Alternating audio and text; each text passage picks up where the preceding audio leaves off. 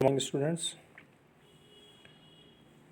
जो चैप्टर चल रहा था परिणात्मक विश्लेषण में त्रुटियां, errors in quantitative analysis. Errors जो होती है, जो ओरिजिनल मान है एक्यूरेट वैल्यूज़, उससे जो ऑब्जर्वर कैलकुलेट कर रहा है उसमें कितना डिफरेंस है, कितना वह ओरिजिनल वैल्यू से दूर है और किस किस त्रुटि से होकर के आता है, उन सब का अध्ययन हम यहाँ पर कर रहे हैं। तो ओरिजिनल वैल्यू से जब वो दूर होता है तब उसको एनालाइज करने का जो यहाँ पर सबसे अच्छा तरीका है वह है कि वह एग्जैक्ट वैल्यू से कितना दूर है, कितना डेविएट कर रहा है, कितना विचलन लिए हुए है। तो विचलन की बातें जो मैथमेटिकली डेरिवेशंस में सब हमारे पास में आती है उसको यहाँ हम डिस्कस कर रहे हैं। ये सारे विचलन्स आपको टेक्स्ट में भी दिए हुए हैं, जो ये सब आपको टेक्स्ट मैंने सेंड किए हैं उसके अंदर आपको मिलेंगे ये। तो उसी कड़ी में आज हम देखते हैं कि माध्य की परिशुद्धता की जो एवरेज वैल्यू निकलेगी, जो बहुत सारे ऑब्जर्वेशंस करेंगे, कुछ वैल्यूज़ प्लस में होगी, कुछ वैल्यूज़ माइनस में होगी एग्जैक्ट वैल्यू से, तो उनका एवरेज लिया जाता है। अब एवरेज कितना एग्जैक्ट है, एक्यूरेट है, प्रेसिजन है, अच्छा है, उसकी कैलकुलेशन के लिए आज हम यहाँ पर देखेंगे। एकल मान मतलब जो एक सिंगल वैल्यूज़ ले रहे हैं हम, उसको हम यहाँ पर देखेंगे। तो इसको देखने के लिए कुछ कैलकुलेशंस हमने पहले देखी, माध्य निकाला, मानक विचलन निकाला, मोस्ट प्रोबेबल वैल्यूज़ और उसका डेविएशन, उसका विचलन निकाला पिछले लेक्चर्स में। आज हम देखेंगे ये चीज़ कि औसत विचलन, एक माध्य का औसत विचलन, जो हम ये नीचे न्यूमेरिकल देखेंगे, उस न्यूमेरिकल के सहायता से ये अच्छी तरह से समझा जाएगा कि डेविएशन वैल्यूज़ उसकी डेफिनेशन से ही निकल रही है कि औसत पहले लेंगे और औसत से उसका विचलन देखेंगे और उसका वापस माध्य निकालेंगे। माध्य मतलब कि जितने अपने पास में ऑब्जर्वेशन है उसको यहाँ पर उससे डिवाइड किया जाएगा। तो ये निकालने के लिए यहाँ पर under root total value of observations कितनी है हमारे पास में, n, तो n से डिवाइड करेंगे। ये फॉर्मूला यहाँ पर हमको दे रखा है। मानक निकालेंगे, मानक विचलन, स्टैंडर्ड डेविएशंस, तो स्टैंडर्ड डेविएशंस जो निकालेंगे उसको वापस अंडर रूट n से डिवाइड करेंगे।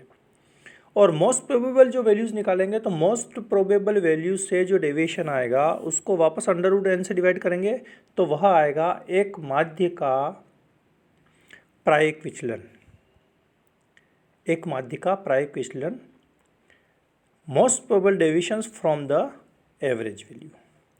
अब इसमें माध्य की जो परिशुद्धता है, परिशुद्धता हमेशा निकल जाती है 100 में से, तो 100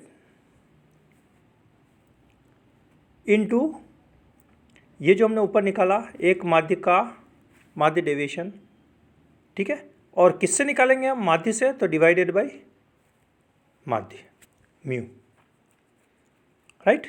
इसको समझने के लिए ये न्यूमेरिकल देखिए नीचे कि ये वैल्यूज़ हमको दे रखी है,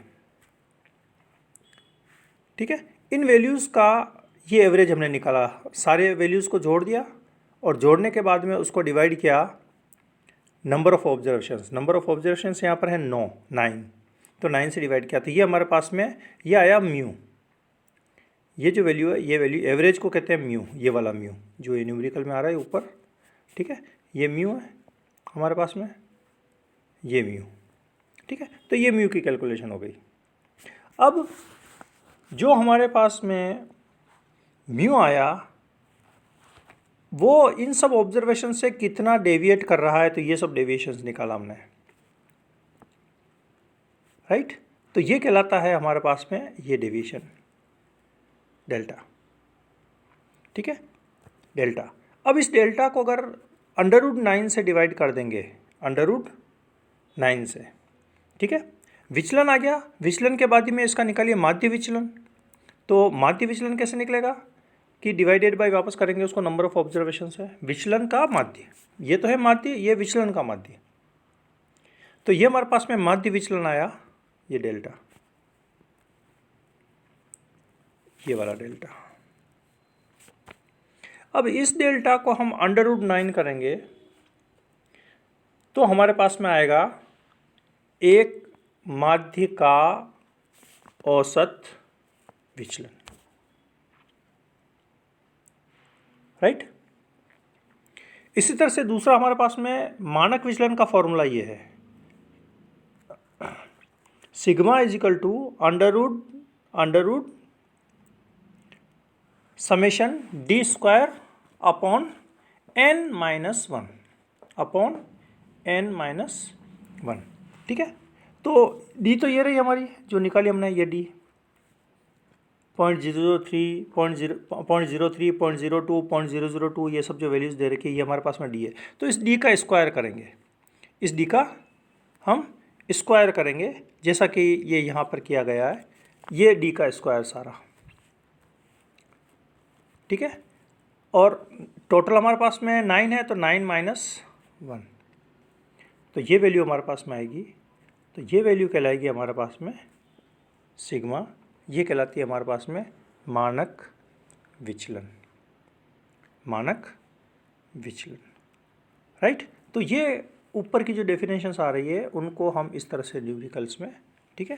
तो ये न्यूमेरिकल्स करने के उपरांत हमको इन वैल्यूज़ का हमारे को एग्जैक्ट पता पड़ेगा, ठीक है। Thank you.